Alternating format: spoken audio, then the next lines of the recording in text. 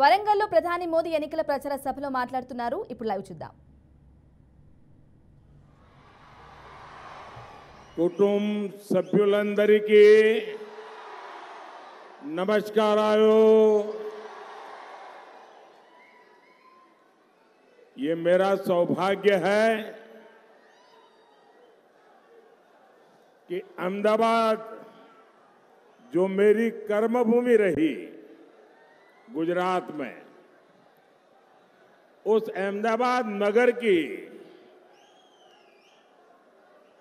जो नगर देवी है, नगर देवता है, वो भद्रकाली है। और मुझे आज यहां माता भद्रकाली के चरणों में प्रणाम करने का अवसर मिला है। यहां से कुछ दूरी पर मौजूद रामप्पा मंदिर को भी मैं श्रद्धापूर्वक प्रणाम करता हूं। ये क्षेत्र काकतीय साम्राज्य के गौरव का प्रतीक है और तीसरे चरण के मतदान के अगले दिन मुझे इस क्षेत्र में आपसे आशीर्वाद लेने का सौभाग्य मिला है। साथियों, तीसरे चरण ने दो बातें साफ कर दी है। पहला, एनडीए 3 चरणों में ही विजय रथ तेज गति से जनता आगे ले जा रही है। दूसरा, कांग्रेस के लोग मैग्नीफाइंग ग्लास लेकर अपनी सीटें खोज रहे हैं। आज तेलंगाना में आपका उत्साह, ये आपके आशीर्वाद इतने अद्भुत है।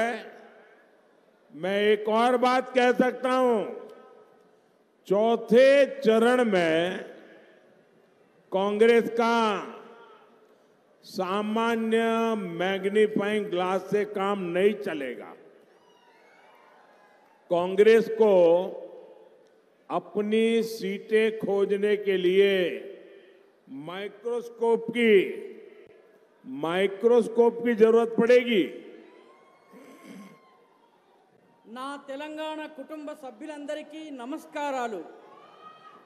నా అదృష్టం ఏమిటంటే నేను పనిచేసినటువంటి అహ్మదాబాద్ యొక్క అధిష్టాత్రి దేవత కూడా భద్రకాళి.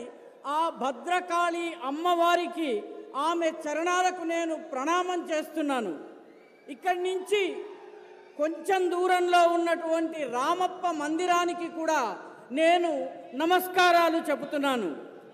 ఈ ప్రాంతము కాకతీయుల విజయ గౌరవ పతాకకు ప్రతీక.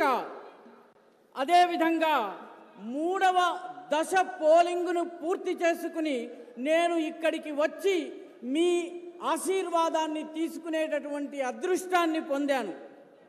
మిత్రులారా, 3వ దశ పోలింగ్ 2 విషయాలని స్పష్టం చేసింది. మొట్టమొదటి విషయం, ఎన్డీఏ మొదటి 3 చరణాలలోనే, మొదటి 3 దశల్లోనే విజయ రథము అత్యంత వేగవంతంగా ప్రయాణం చేస్తున్నది. రెండవ విషయం, కాంగ్రెస్ తన సీట్లు ఎక్కడెక్కడ గెలుస్తుందా అని భూతద్దం పెట్టి చూసేటటువంటి పరిస్థితి వచ్చింది. నేడు తెలంగాణలో మీ ఉత్సాహము, మీ ఆశీర్వాదము చాలా అద్భుతంగా ఉంది. నేను మరొక్క మాట చెప్పదలుచుకున్నాను.